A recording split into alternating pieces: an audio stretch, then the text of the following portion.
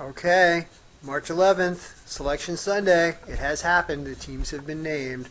There's still 4 teams that need to play in, but for the most part, the bracket is set, and Monday, the 12th, is National Bracket Day. So it's time to get this tournament going. The Ken's Talk Excel March Madness Bracket Sprap is functional. It's ready to go, and here's how you use it. Let's get this done in under 5 minutes. What you're looking at right here is the blank entry sheet. There are 2 files if you're running a March Madness bracket pool for your office or wherever you're doing. There are 2 files you're going to need. One of them is going to have just the blank entry sheet, which you're looking at right now. This sheet's got all the teams laid out in all the conferences or all the regions. You can see that up here there are comments within each one of the team names so that you can tell what the abbreviations are. UK is Kentucky, Iowa State's pretty easy, UConn, University of Connecticut. You see there's a pink cell right here. There's a blank cell. This game's to be determined. It's going to be Mississippi Valley in Western Kentucky, I think. You can choose a winner here by just clicking that little arrow and choosing one of the teams, and the pink will disappear, but you probably want to wait until those games actually occur. But it's time to get this thing out, so we got to do it right now anyway. So we have all these different teams lined up, everything, all the conferences lined up. It's pretty easy. You just fill these things in like this. Of course, you only have UK to choose from in that game until we actually choose one of the teams to be a winner here. If you choose Mississippi Valley, then when you go back here and you'll have a choice of UK or Mississippi Valley. That's probably not going to happen, that upset right there. Iowa State, UConn, and it just keeps going out like this. Your traditional bracket, you probably are aware of how to fill this out. Rather than bore you by showing you how to do each one of these one by one, I have already filled out a sample bracket. I don't know if it's going to happen this way. I have no idea.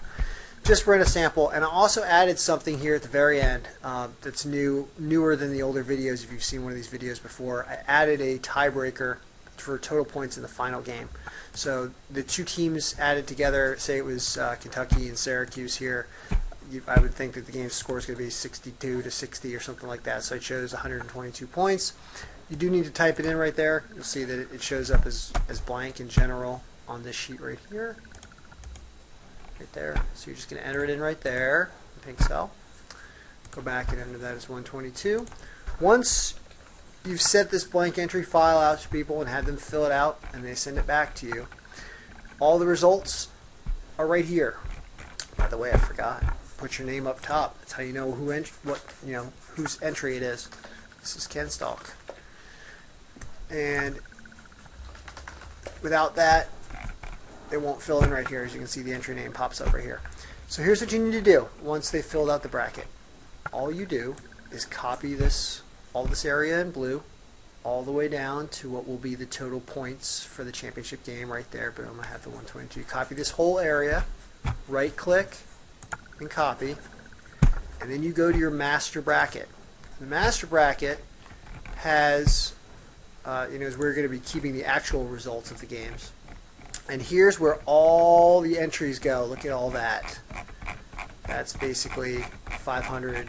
I put 500 in here that can fit more. If you have a tournament that ends up having more than 500 people, let me know, and I will expand this out for you so that you can handle more than 500.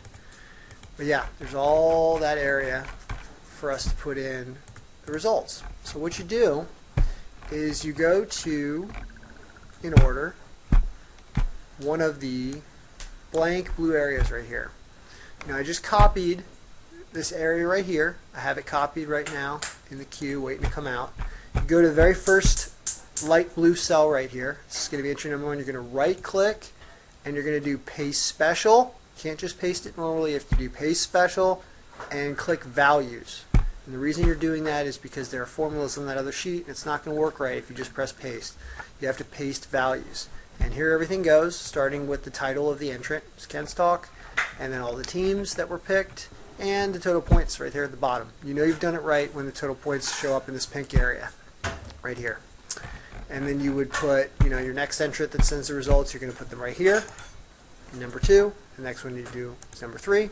And then when you get to 50, you have to go down and start here again, because here's where number 51 is. There's 500 of those areas. So once you've pasted the results in here and the games start actually happening and the results start happening, let's say that Kentucky wins the first game here. This is your master bracket, so this is where you keep all the final results. Kentucky's right there. It will award in this case, award 1 point for a win in the first round, 2 points for a win in the second round, 4 points for a win in the third round, 8 points for a win in the fourth round, 16 and 32. You can change your point structure here by typing in new point structures for each of these rounds. You can just type over them and they will automatically apply down here.